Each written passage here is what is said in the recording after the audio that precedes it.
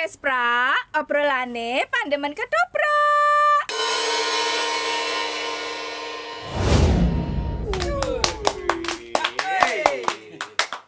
Masih di Podcast Pra, obrolane pandemen ketoprak.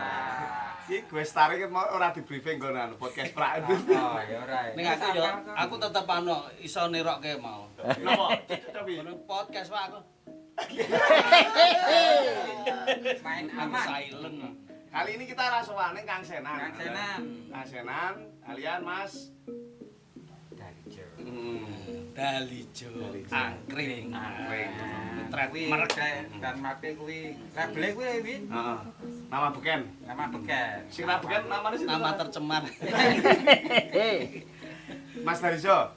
Mas Ye. Darijo ini menurut artikel yang saya baca. Wih, artikelnya. Wikipedia apa itu? Kan awal mulanya kan bro. Iki kaya dengan toprak. Oh, ini ada kan ini. Ora wong awan dhewe mung pesakitan. Sawani rapara. Ketoprak gandeng. Reso. Pate karo temenggo ngantuk kowe. Orang ngantuk, ming bingung karo wangsulan. Ya, Mas Gimana, Dalijo. gimana? Mas Dalijo ini kan mengawali dunia seninya kan tari. Nggih, basic saya tari. Tari. Betul. Ning kenapa terus lalu pindah ning ketoprak? Apa ning tari ora payu? Nah, ketoke kok ngono. Mengalirnya kan seperti Mengalir, itu. ya. Gitu. Basic saya memang tari dari kecil, dari sekolah TK. Saya dulu sekolah. Nggih. Sekolah TK. Soalnya nek nyeritake pengalaman langsung gede ku dikira ra sekolah. Itu saya tari, jadi ikut dulu SD tari, SMP tari. Lah belajar ketoprak itu sudah di Jogja. Jadi tahun 84 85. Oh, malah dhisik Mas Dalijo karo Pak Giman ya nek sinau ketoprak. Yo duluan saya. Duluan. Kan Mas Giman itu kan ya istilahnya sak anakku tuh. Ya, memang beliaunya kelihatannya aja ya fisik sih muda. Tapi face-nya kan enggak bisa di. Nek lak nek main jenengan disutradarai. Iya, saya manut beliau. Oh, iya. Jadi guru ibaratnya seorang guru itu tidak pandang usia. Nggih. Arep cah cilik nek ilmune luwih akeh utawa aku rung duwe ilmu sing kaya bocah cilik kuwi. Oh, tak jak salaman tak ambung tangane. Kuwi cah cilik. Pokoknya sing tua-tua kaya Mas Giman pamane kok. Nggih. Ya iya kuwi. Tahun 85. Tahun 85 mulai belajar. Ya, saya di Jogja tuh ya ingin saya kan dulu saya di IKIP Negeri Yogyakarta. Yang sekarang UNJ itu kan. Iya. Sebelahnya kan ASTI dulu. Pasti itu. Akademi Seni Tari Indonesia. Tari. Yang sekarang Wah. jadi ISI. Dulu kan di Kuningan. Nggih, nggih. Nah, disitulah berkolaborasi, ya wis sinau bareng lah. Nggih. Sinau bareng baik tari, kemudian jadi tari saya dari dulu kan otodidak Mas. Ya, terus dengan teman-teman di ASTI itu sering diajak resital, garapan tari dan sebagainya, dan dengan ada kakak saya, ya tanggap kakak saya karena sama-sama dari Jawa Timur juga, Mas Untung Mulyono Suwargi itu ajak ketoprak. Jadi ketoprak saya bermula dari kampus lah, dari kampus ajak ketoprak, terus ya nulis cerita-cerita rakyat Ning- nanti inten. Menurut saya meramaikan perkhasanan festival ketoprak enggak waktu itu Mas Dalijo? Ya, kalau festival ketoprak saya di luar kampus juga, tapi mulanya dari kampus ya, teman-teman mahasiswa di unit seni tari dan karawitan. Kalau sekarang Kamasetra itu kan ekstrakurikulernya, ekstrakurikulernya di IKIP Yogyakarta itu. Jadi pada waktu itu ya dari tahun 90-an sudah, jadi festival ketoprak antar mahasiswa. Terus meranjak ke 97 ya, itu dibiayai oleh BP7 kalau nggak keliru. BP7 dulu masih ada BP7 itu dibiayai untuk festival ketoprak antar mahasiswa. Naskahnya dulu naskah Pak Esa Mintarja. Waktu itu generasi Mas Dalijo sing belajar ketoprak banyak enggak Mas? Era-era itu. Era itu banyak sekali sampai kami itu di unit kesenian itu menerima mahasiswa yang ikut seni tradisi itu ada karawitan, ada tari, ada ketoprak, ada wayang kurang, kemudian pedalangan. Itu cabangnya kan. Yang ketoprak banyak sekali. Artinya sebenarnya kalau berbicara regenerasi ketoprak itu tidak pernah putus ya Mas, sebenarnya dari dulu sampai sekarang ya? Regenerasi ketoprak itu sebenarnya tidak pernah putus sampai sekarang. Tinggal pengelolaannya bagaimana. Banyak peminat ketoprak, ingin belajar ketoprak, bermain ketoprak, karena yang namanya ketoprak itu kan kalau menurut saya ya, itu kesenian yang selalu dinamis. Jadi berjalan menurut era waktunya, menurut zaman kelakon ini. Ya. Nah, ketoprak zaman biyen kayak ya ngono kuwi, sejarahnya bagaimana. Nanti baca bukunya ya. Oh iya. Baca literasinya. Literasinya. Dan sampai sekarang banyak sekali ada yang menambahkan ketoprak campur sari ya, ketoprak milenial, ada ketoprak bahkan ketoprak dengan hadroh, terbangan juga ada. Dan saya sering juga ikut ketoprak campur sari. Ketoprak nggo kibot aku tahu kok. Jadi umpamane saya jadi Ki Ageng Mangir itu gandrung yo nganggo rungkat. Langit. Oh pernah ya juga ya? Enggak banyak pernah, sering. Ya? Jadi bagaimana ketoprak konvensional, ketoprak yang itu ketoprak menurut panggung istilahnya, marketingnya memang begitu. Neng nuwun saya Mas Dari, apakah itu lalu tidak Mas Darijo menjadi beban karena kan ya sekarang kan Mas Darijo diseniorkan di dunia ketoprak terus melu ketoprak nggon gagrak kaya ngono kuwi enggak khawatir terus emang ngajari sing ora apik seperti itu. Oh iya, Darijo melu ketoprak kibot. Istilahnya apa ya, kita di apa ya? Bumerang gitu. Bumerang. Kayak jadi bumerang. Oh, kalau saya enggak. Karena kalau kita memang niat ingsun nawa itu kita berkesenian ya pure. Pure harus berkesenian. Ora tampian, ora mengharamkan sesuatu yang sekiranya itu kok ini fenomenal, ini kontroversi dan lain sebagainya. Nah, tinggal kita nanti bagaimana cara kita mensikapinya. Jadi harus bisa milih. Misalnya kita pada saat ini fokus kepada ketoprak tradisi, di mana ketoprak tradisi ini harus dipertahankan, harus dilestarikan dan dikembangkan. Ya kita harus merunut dengan roda perkembangan ketoprak tradisi. Ini pada suatu saat ini ada acara di dusun sana, tapi menghendaki ketoprak campur sari. Why not? Saya nggak masalah untuk ikut ke sana gitu, ke sana. Tapi pada satu saat saya harus bermain dengan serius, bermain festival. Ya harus kita manut dengan juklak juknisnya, apa yang jadi tujuannya gitu. Di mana bumi dipijak, langit dijunjung. Jadi ini ya Pak Adi, nek utang Pak Adi wong ya. Kebanyakan orang memanggil saya tuh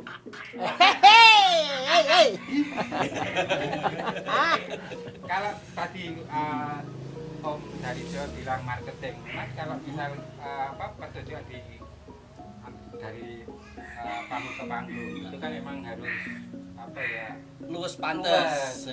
Kok nek misale nganu tok ayo ditinggal penonton mungkin seperti itu, tapi kalau oke humore lah iya itu loh.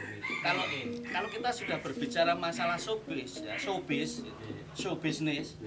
Nah itu sementara untuk kajian, untuk penelitian, untuk istilahnya sebagai laboratori tentang kesenian yang konvensional, klasik dan lain sebagainya, ini dalam kapling ini. Kalau kita berbicara masalah showbiz dan kita berbicara untuk masalah istilahnya hiburan, itu beda. Jadi kita harus bisa luwes pantes empan papan itu tadi. Ojo digebyah-uyah podo asine. Nanti ndak ada bedanya antara bagaimana kita pengkajian, pelestarian, dan dimana kita sebagai panggung hiburan dan merekrut mereka supaya mencintai. Seneng sih, nek seneng pengen delok, nek ingin nonton, pengen ajar, sinau lah. Kalau mereka sudah ingin belajar ketoprak, ya mari kita giring untuk iki lho sing ketoprak sing satenane. Ini sing ketoprak model garapan seperti ini ketoprak yang dengan media seperti ini. Nah, begitu supaya mereka tahu bahwa sebenarnya kalau kita boleh jujur ya, boleh jujur. Boleh. Boleh. Apa harus jujur, Pak? Awet mau aku rung jujur. Wet mau aku rung jujur iki. Nah, kita kembali kepada ranahnya kalau ketoprak. Kalau ketoprak ya bagaimana unsur-unsur ketoprak itu ada. Kemudian idiom-idiom yang ada dalam ketoprak itu ada. Greget saut, sambung rapet, salah gumun, keharmonisan, nges. Nah, itu unsur-unsur yang ada di ketoprak itu harus dimiliki. Itu dalam kasanah ketoprak konvensional yang terus berjalan. Nah, kalau masalah ketoprak, istilahnya ketoprak di panggung misalnya yang showbiz tadi, ya sudah kita juga melayani. Bagaimana yang dikersaki?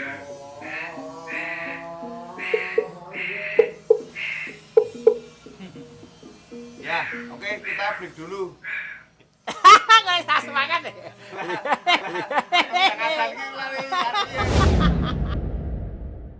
Podcast pra, obrolane pandemen ketoprak.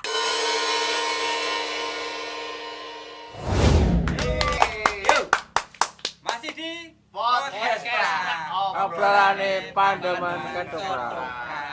Sing durung like, subscribe, monggo ditunggu karena like, subscribe itu gratis. ben ngopo, Bung? Ayo ben dong. Bendo seneng karo ketoprak, Ben menghargai podcast kesenian kita. Ya. Betul subscribe piro suwene. Piro ini toh, dan itu siji wae penting.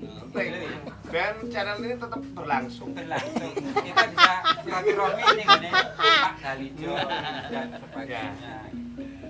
Karena kita tadi sudah ngobrol di balik layar banyak banget, mah bingung ngarep takon apa. Nanti iso ditakoni perjalanan ini. Sampai tadi di apa? Banyak lah yang Sama saya skopis tadi. Apa Mas? Monggo dilanjutkan. Nah ya itu tadi pesan saya nek memang seni ketoprak, cabang seni ketoprak itu sangat luas sekali. Jadi apa-apa bisa masuk gitu kan. Tapi ya harus bisa memilah-milih tadi ya. Untuk yang showbiz kita melayani masyarakat, melayani pasar gitu. Ya apa yang dikehendaki masyarakat kita melayani. Kemudian yang penting menghibur. Banyak yang seneng, banyak yang demen ketoprak, kemudian ingin belajar itu tadi.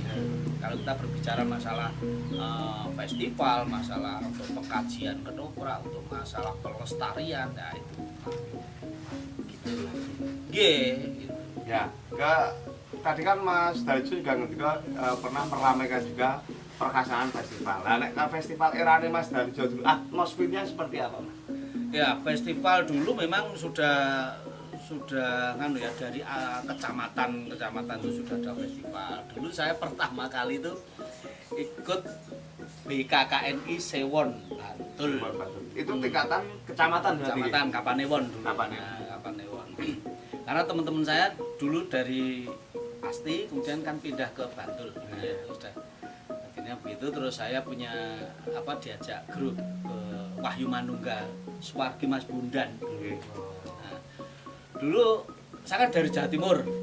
Kemudian saya hijrah ke Jogja. Jadi ketoprakan saya dulu dengan Mas Untung Mulyono Suwargi itu masih ya, logatnya masih Jawa Timuran, logat pesisiran ya kan. Terus dengan Mas Bundan ya dibesut dengan logat Ngayogja. Terus saya di grup Wahyu Manunggal. Pimpinan Bapak Sis Kartini. Yes. Wah, itu beliau yang Luar biasa, penggiat luar biasa, biasa. Pak Sis Kartini. Kemudian ikut festival Bantul dulu tahun 95 gitu. Prahara Majapahit ketoprak.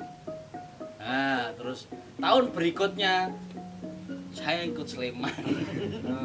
Karena saya kan domisili di Sleman. Tapi memang tidak masalah ya dulu administrasi KTP berarti tidak masalah. Dulu belum begitu ketat. Belum begitu ketat. Kalau memang diketahui ini dari Bantul ya udah ikut Bantul gitu. Nek persaingannya Mas Dalijo waktu proses festival itu apa positif atau negatif? Berarti Mas antar pemain loh. Iki bener-bener kowe iki rival, kowe musuh atau gimana dia? Ya namanya aja perlombaan ya. Yeah. Mau tidak mau walaupun kita selo akrab seperti apa ning batin ya tetep aku kudu iso ngalahke kowe. Itu nggak bisa dipungkiri lah. Tapi ya bagaimanapun juga kita ranahnya tuh di kebudayaan, seni yang konotasinya seni itu adalah lungit, seni itu adalah sesuatu yang dengan rasa yang paling dalam, rasa halus dan lain sebagainya.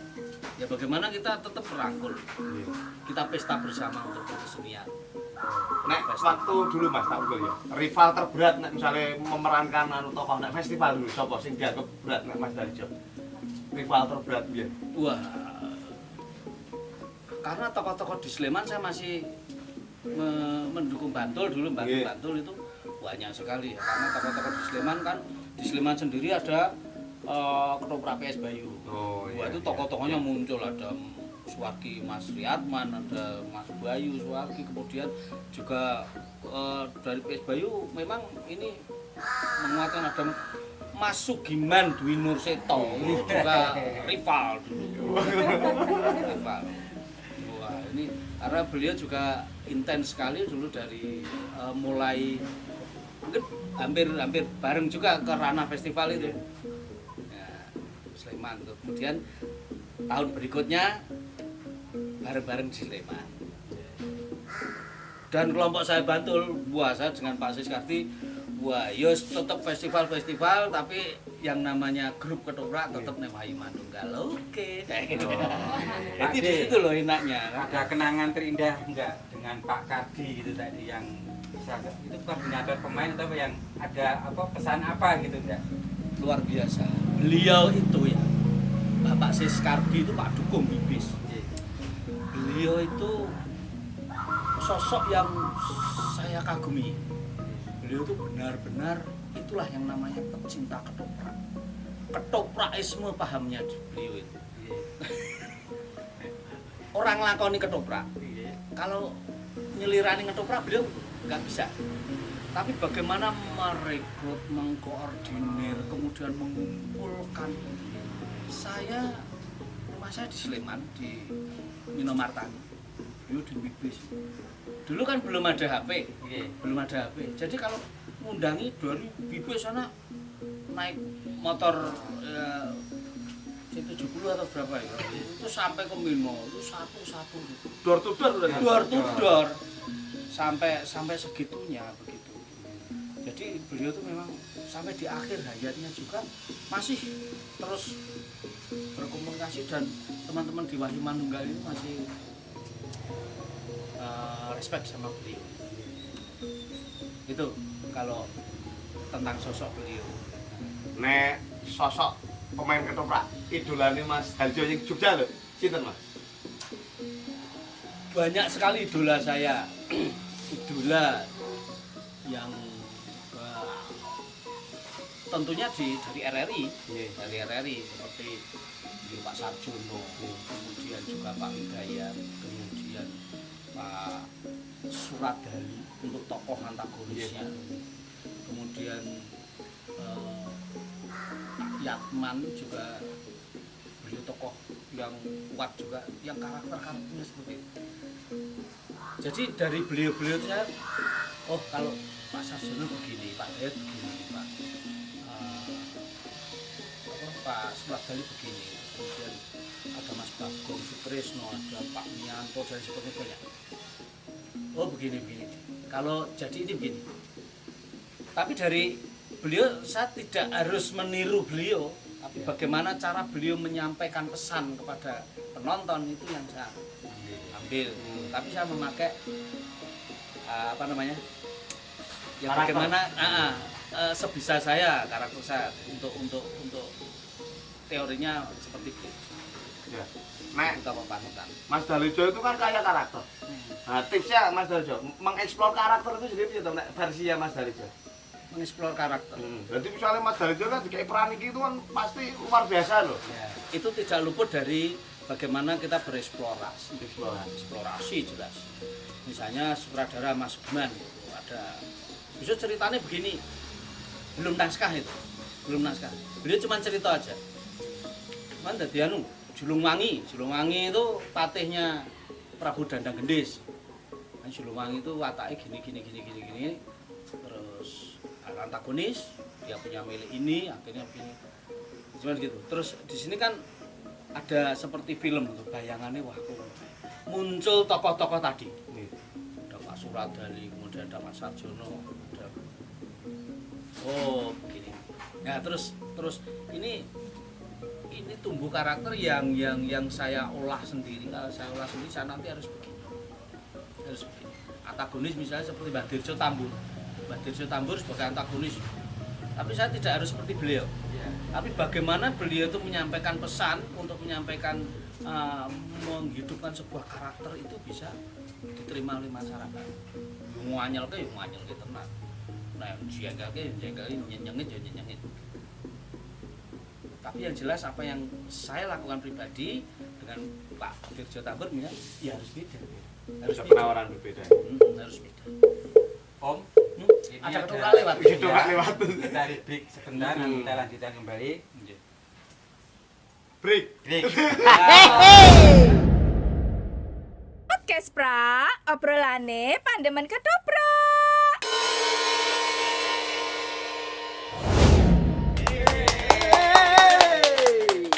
Masih tetap di Podcast Pra. Obrolane Pandemen Ketoprak. Pak D. Kasih. Nggih.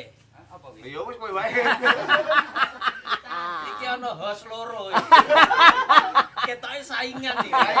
Ini saya mek ning kene lho. Ketoke saingan. Aku ketok ngene iki ora iso kok, Mas. Ketoke ning ati iki kaya wedi kelendhe. Sebenarnya festival seperti ini. Iya. Kita guyub rukun. Ning atine aku kudu iso kalah. Bantuin juri ngumumke ya rangkulan. Ya rangkulan. Rangkulan tangane ini sikile jejak-jejak. Ini bisa tetap ning babakan festival ketoprakan Om. Nggih. Flashback nek tadi kan yang diceritakan oleh Mas Erwin kan masa perjalanan Om dari Jom mengikuti festival. Ya. Tapi di saat ini kan Om dari Jom wis jadi juri yang kemarin, Oh, ya kan? Kebetulan. Nah, ya entah Anda si Om dari juri yang saya ingin tanyakan Om. Kemarin kan ada sedikit apa ya kalimat yang mungkin kurang menyenangkan atau itu hal yang biasa yang namanya festival. Ada apa namanya persembahan yang bagus yaitu apa namanya sutradara terbaik. Tetapi kok tidak apa namanya mendapat juara. Itu apakah ada apa juga yang sudah berbeda atau gimana Om dengan yang terlibat di festival? Pertanyaannya sangat bagus. Ini dijawab jujur apa ora? Jujur kalau saya ya. Oke. Kalau saya jujurnya begini. Karena juri itu kan tidak hanya satu orang. Siap. Juri itu ada beberapa orang. Dan di mana itu nanti ya kita olah bersama-sama gitu. Jadi kemudian ada satu, kalau saya pribadi, lomba atau festival nasi goreng misalnya. Buat nasi goreng. Dengan sebagai juri dirasakan enak nasi gorengnya, enak. Yang enak yang ini ya. Yang masak siapa? Yang masak itu. Nah, kalau saya otomatis itu yang masak dan yang hasil masakannya itu menjadi satu. Ini saya secara jujur seperti ini. Dan itu kalau kemarin terjadi itu sebagai pembelajaran harusnya. Dan kedepannya kita harus lebih apa namanya, lebih intens lagi untuk memilah-milih itu tadi supaya tidak terjadi polemik seperti ini. Gitu. Kalau saya sutradara terbaik harusnya itu hasil karyanya dan unsurnya memadai, ya itu yang jadi satu. Iki aku jujur loh. Iya. Walaupun nanti loh, ini juri kok ya melu menetapkan aku wong siji musuh papat deh. Ya toh. Ini jujur loh. Dan kalau saya teruskan itu nggak akan selesai sidang. Iya. Dan saya sebagai orang yang lembah mana. Ya nggak apa-apa. Tapi lain waktunya harus didandani lagi. Ini masih banyak polemik nanti ya. Iya. Wong siji musuh wong papat. Gimana? Oh ada jurinya di sini. Gimana? Kita juri juri ora trimo. Mantan juri ora trimo. Bola-bali ngaceng ya. Gimana? Enggak, ini yang lain mas, yang lain. Oh, nggak protes ini tak? Kok ora rangkung-rangkung. Berarti melu dadi musuhku. Ini mau lembah manang itu tadi karena saya juga termasuk yang lembah manang. Tidak orang tak akhiri, tidak orang rampung. Ya. Ini mas, Mas Dalijo itu kan sudah seorang ikon pemain yang di panggung itu oke, yang di televisi juga oke, di radio juga oke. Nah, tipsnya bagaimana mas? Mensikapi permainan, pola permainannya baik di radio, televisi maupun di panggung, supaya di masing-masing media itu permainan penjenengan tetap bermain gitu mas. Itu tipsnya bagaimana? Oh, Bisa iya. di-share ke teman-teman kita. Oke. Ini penjenengan bertanya jujur ya. Mau jujur kata kunci. Iya, kata kunci harus Iya, jujur. jujur. Ini antar kejujuran atau perasaan antara you and me? Ya, satu, semuanya itu belajar, Mas. Jadi semuanya tidak lepas dari kita belajar bersama-sama bagaimana teorinya untuk memahami karakter itu dengan baik. Di mana saja.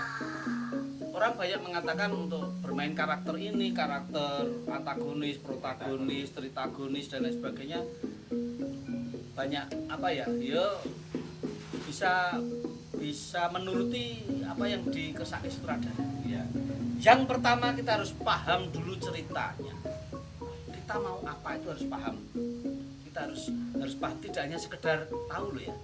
Oh ceritanya Roro Pendut Prono Citra, oh wis ngono kuwi. Aku dadi Prono Citra wis ngono kae. Enggak hanya sekedar itu. Tapi harus tahu cerita keseluruhan. Kalau sutradara memberikan naskah, itu harus kita baca dari A sampai Z. Tidak hanya satu kali, dua kali, tapi berulang kali mungkin. Begitu. Nah, naskahnya itu hanya berwujud treatment atau naskah full play. Iya. Apalagi naskah full play itu benar-benar harus kita hafalkan. Siji tugasnya ngapalke, loro nglebokke karakter. Itu yang susah kalau full play. Kalau dengan agak melepas sedikit improvisasi dengan treatment itu lebih banyak untuk menyerap bagaimana kita bermain nanti untuk berkarakter yang benar-benar qualified. Kuncinya, tipnya, kita harus tahu betul apa yang akan kita lakukan. Kalau tidak tahu betul apa yang akan kita lakukan, ya itu is blank gitu. Nah, kuwi aku naskahmu wingi utawa-waca kok arep pentas. Nah, Seperti misalnya, gini, seperti misalnya dialog. Menapa ingkang dados dawuh punika dalem? Nggih. Kula saestu badhe nderek kersa dalem sing. Menapa ingkang dados ngomong daki-daki. Ning apa naskah iki? Ning ora ngerti sing diomongne apa. Tahu enggak maksud yang sampean ngomongke apa? Sing diomongke kowe urung ngerti, urung paham apa meneh akan mendalami karakter. Harus benar-benar tahu apa yang akan dilakukan, itu kompleks sekali. Apa yang akan dilakukan itu aku nanti akan memakai busana apa sing arep tak nggo ki apa cocok ora. Yang kedua, saya harus berperilaku bagaimana. keplasan iki to. Jujur iki. Jujur rasa di skip. Rasa. Saya kan berperilaku. Kalau zaman dulu saya juga mengkaji meniru beliau-beliau yang ada di Tobong di panggung. Karena saya juga pernah penelitian di kelompok siswa beliau. Saya bagaimana toh dari awal sampai panggung. Pak Sis, kemudian tokoh-tokoh ketoprak itu kalau sudah mendapat peran jadi Kamandoko, kita diki penuangan ini tanpa teks ya, penuangan, apalagi treatment dan penuangan. Nanti begini, seorang dalang Pak Sis sendiri itu sudah meragakan seperti apa yang nanti akan dilakukan oleh para pelaku. Tapi gandrung diajen menapa kemawon ingkang panjenengan kesaken kula saged diajen. Menapa ingkang diperagakan oleh dalang yang akan menyutradara itu nanti. Dan ini masing-masing pemain ini sudah masuk senang. Wah, aku nanti seperti itu. Tapi tidak harus seperti itu juga. Saya harus kembangkan. Oke, selesai penuangan, kita menghadap kopere dewi-dewi ini. Kopere ini Pak Siswondo, ini Pak Ijo Agil, ini beliau Mas, banyak sekali sana pemain-pemainnya. Sudah di kopernya ini mulai berias, ini sudah membawa karakter, Sudah mulai memasukkan roh karakter. roh karakter.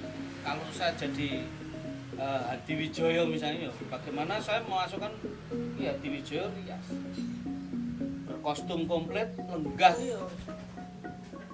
Belum ke panggung nih, ini sudah Hadi Wijoyo saya. Iya, ngomong sama ini sudah Hadi Wijoyo, dia terbawa sampai ke sana.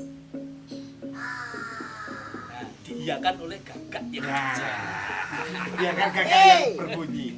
Tapi pernah enggak Mas, saking kuatnya memasukkan karakter, akhirnya muangan yang nguculi. Pernah enggak Juli? Jadi misalnya, Totalitas. karakter Hadi Wijoyo misalnya. Semakin kuatnya karakter itu sehingga bar pentas nguculi Hadi Wijoyo ini. Isi kegowong nih Mas. Pernah enggak seperti itu? Kalau seperti itu jarang terjadi. Tapi juga kita harus bisa knockdown sendiri ya, gitu. Itu kita harus sadar juga bermain. Kalau kita tidak sadar bermain, sapu ya dibijo. Apa-apa rampung wis isih nganggo kostum wis cucul kostum barang arep mulih numpak sepeda motor sih. Wah itu bahaya malah. Iya. Itu malah jadi nanti kita kalau tidak sadar bermain, kita nanti di atas panggung jadi over. Kita jadi over. Karena terdoktrin karakter itu sendiri. Terdoktrin karakter. Tapi kita tetap harus sadar apa yang akan kita lakukan di bawah kesadaran kita. Nah, kita bisa melakukan dengan baik. Ini kalau misalnya, tapi kalau teman-teman Mas Giman misalnya MC itu ke bawah sampai ke bawah. Oh iya. Pernah ada pengalaman kegawa karakter seperti itu? Wow, habis nge-MC manten itu tetap dari rumah sampai rumah tetap nge-MC. Kalau mau berangkat lagi, itu mau berangkat tuh sudah nge-MC. Ketemu teman di jalan, monggo.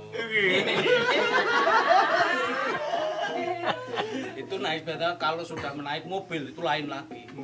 Mobilnya harus sampai ke Tuan itu, sampai Pelengkung Janur. Turun nge-MC itu sudah tas sudah ada yang bawakan di belakang. Ini sudah pacak nge-MC. Nuwun sih. Wis ana sing garake dalan iki nggih. Menapa leres menika dalemipun Bapak Sipen. Kula ingin badhe nge-MC. Kamar mandi nih. Tanya ning patean iki. Jadi membawa karakter seperti itu juga penting. Iya, Jadi iya. orang tahu begitu yang turun dari mobil, oh kayak MC ini. Bahkan ada juga teman pelawak itu dari rumah sudah berkarakter lawak dia, padahal seharian kan enggak. Kami harus nganggo sepatu selewah, ini abang, ini hijau, ya. Sudah turun dari sudah membawa fisiknya, sudah membawa karakter. Kilo aku.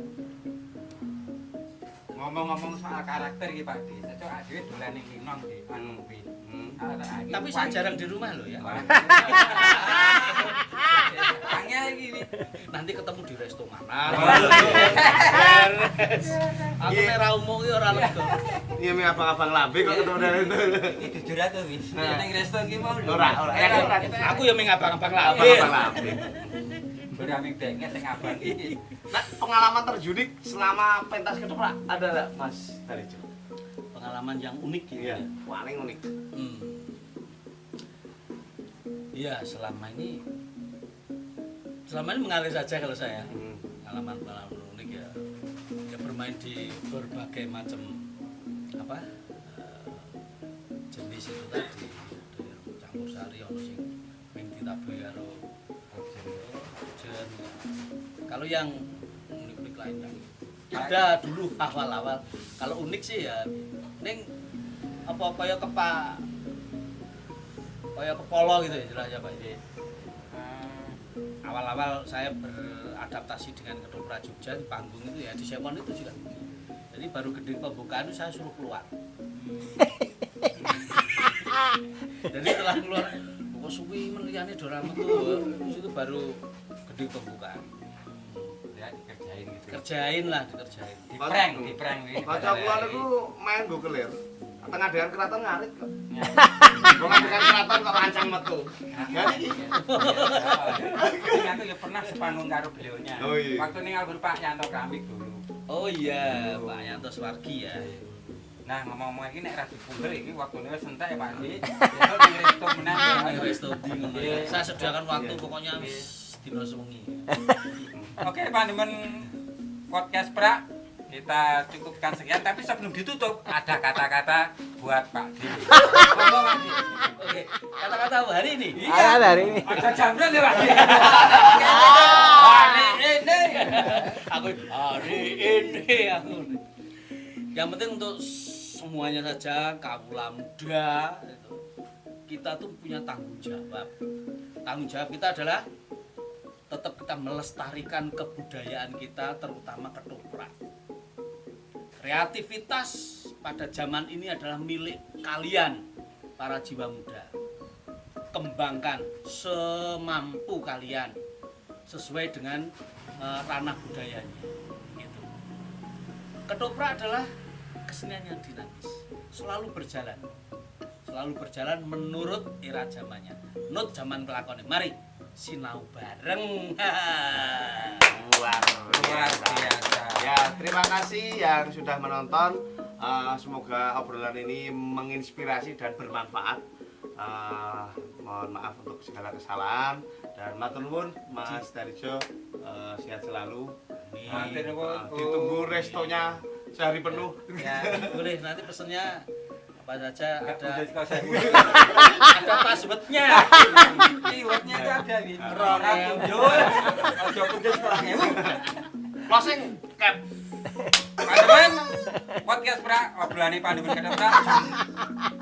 Jumpa lagi minggu yang akan datang setiap hari Jumat. Jam piro Wi? Jam 1:30 nek berubah. Ya. Kita hostnya apa iki?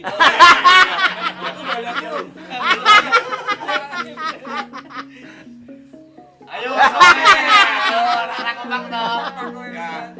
Sampai ketemu di lain kesempatan podcast Pra. Obrolan Pandemen Ketoprak.